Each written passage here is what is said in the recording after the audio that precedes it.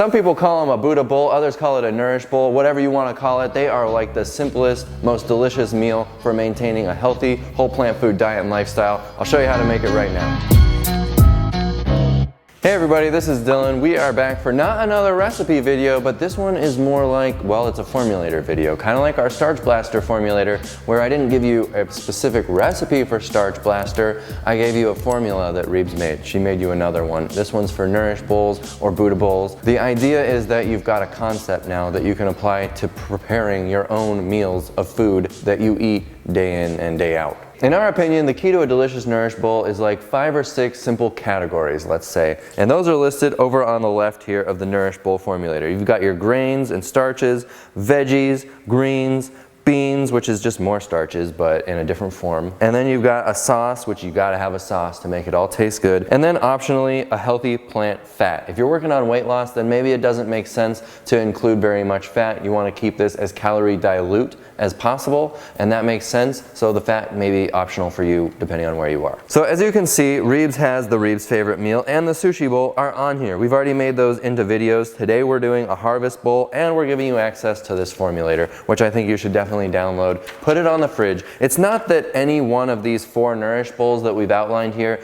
is like revolutionary or mind-blowing or a recipe that you need to like memorize, but it is a really handy formulator that you can stick on the fridge and have there as a reminder. So obviously we're doing the harvest bowl, which is the last column here, and the first category is the grain starch. Well, today we're just doing regular brown rice. You could buy the frozen bags of brown rice, heat them up in the microwave, and they're all steamed up and ready to go, and put them in your bowl. But we're gonna make brown rice from scratch, which you could do at the beginning of the week and eat brown rice all week or whatever. But all I do is cook the rice like pasta. I fill up a pot of water. I don't measure anything. It's got plenty of water in there, just like you do with pasta, and then dump in as much brown rice as you want. And then you're just gonna simmer this rice for like 30 minutes uncovered, just like pasta. And then after 30 minutes, strain out the water, don't rinse it, and then put it back in the pot and close it up. And don't put it back on the heat. You just want it to steam dry a little bit for another 20 minutes. You will never screw up your brown rice if you do it this way. Yes, you can do it other ways too. You could do it in the Instant Pot, which Reebs likes to do, which is 2 cups of brown rice, 2.5 cups of water for 22 minutes, natural release. That is the way that you can do it in the Instant Pot. But I like it this way because it's perfect every time. We got the first step done and we are on to step 2 and 3. We got the veggies, which we're using carrots for I know carrots are like a starch technically. Don't worry about it. Don't get in the weeds here. We're just making a formulator, and I'm going to slice up these carrots and steam them, but I'm also going to steam some kale, and I'm going to show you a hack. And I'm going to show you a hack to do that kind of together with the carrots. So let's prep our carrots and prep our kale really quick. But if you can buy it bagged and already ready, that saves a little bit of extra time. In a lot of big grocery stores, you can get bagged, pre-washed, chopped kale, which is perfect for this. For my carrots, I'm just gonna chop the top off and slice them up. I didn't even bother peeling carrots. I usually leave the skin on and just give them a good rinse, and you're ready to go. Now remember, you don't have to do this right when you plan on eating it. You could prepare these carrots and steam them in advance and have little Tupperwares of all the different categories here with everything ready to go, and you could just assemble. Set those carrots aside, and next up is our kale. If you didn't find your kale pre-washed, bagged, chopped, and all ready to go, then the next best thing is to do that yourself and have it ready for use throughout the week. So don't just buy the kale like this and put it in your fridge and prep it when you need it. Do it in advance. That way you can have a Ziploc bag in the fridge with the kale all ready to go. Here's what I do. Take a sprig, what is this thing, Reebs? I don't know, a stalk? A stalk of kale, and just pull it right off of this stem. You can save this stem for juicing, or you can discard it. Then take another one. Do the same thing. Boom, there's the stem gone. Now take this, and I just kind of bunch. If you still have some big stem that you don't like this, you can remove that as well. You can do it with your knife, whatever. I'm not that picky. You're gonna steam it anyway, so it doesn't really matter. I'll just take this, kind of bunch it up, and I'm gonna chop. I haven't even rinsed this yet. I have not rinsed it. We're just chopping it like this, and I'm gonna throw it right into my basket that goes inside of my spinner. You got me? Now we're just gonna go and use this as your strainer and rinse it around under the faucet, and boom, you're ready to go, and we'll spin it after that, okay? And then just drop the basket into your spinner, and let's give this thing a nice big spin.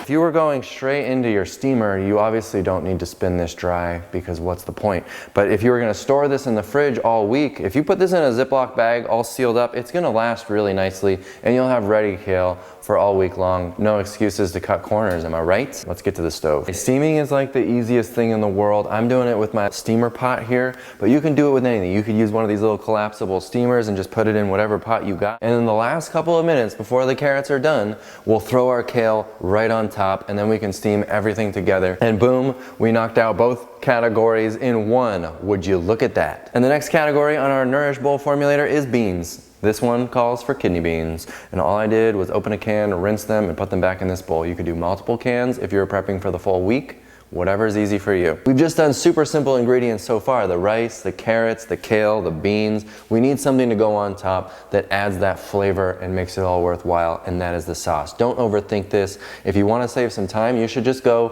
to the wellyourworld.com website and buy my sauces. I've got various salad dressings, our sweet heat, our sweet mustard would be so good, our Italian would be so good on this, our Asian and Indian would be great for this. So we do have even more options available if you're all about saving time. But I do want to show you one simple salad dressing and talk about that a little bit because people overthink the dressing. Let's get right down to this sauce, and I'll tell you a couple of tricks along the way so that you could apply this sauce to any sauce or salad dressing that you may make. It's really simple. I like to start with something savory. In this case, I'm going to squirt in a little bit of this healthy mustard. Couple tablespoons worth, whatever. Boom, squirt it in.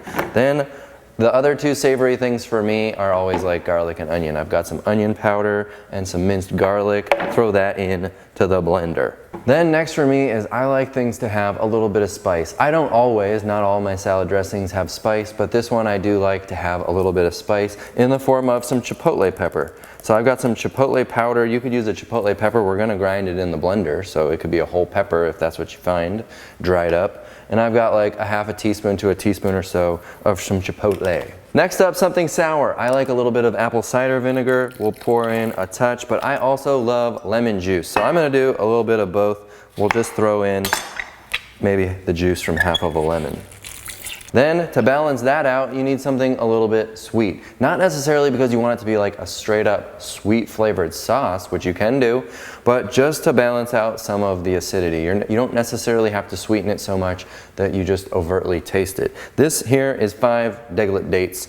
These are the smaller dates, but 5 is still a lot for a small order of dressing, so maybe you just want to throw in like 3, and that's about it. We're gonna blend. This is a really small, this probably shouldn't have been done in a Vitamix.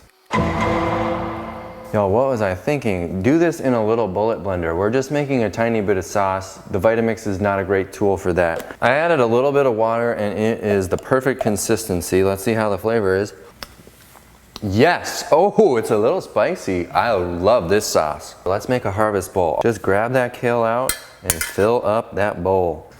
Then, oh, how handy. The carrots, they're right in there with it. Now we can just scoop out the carrots like that. Do they need to be in separate perfect piles? No, you're gonna mix all this together anyway, probably. We're just getting it Instagram worthy. Now we got that rice. We got those beans. We did the kidney beans. You could do whatever. Now, let's sauce it, and we'll do that last optional step, the fat. Oh, yeah.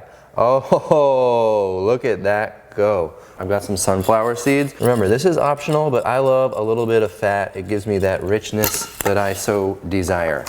And then you could even go with a little bit of maybe some hemp hearts on top. You could use hemp hearts or seeds of some kind in your dressing. Whatever. Do whatever you want. Have fun with it. Make sure you like the flavors and just eat that nourishing bowl. Let's taste the nourish of this Nourish Bowl. Mmm. Oh, that kale. I hope you love this harvest bowl. Do check out down below the Nourish Bowl formulator. Click it, download it, stick it on your fridge, and make it easy forever. And click right here for more videos just like this one. Thanks for watching. We'll see you on the next one. Bye.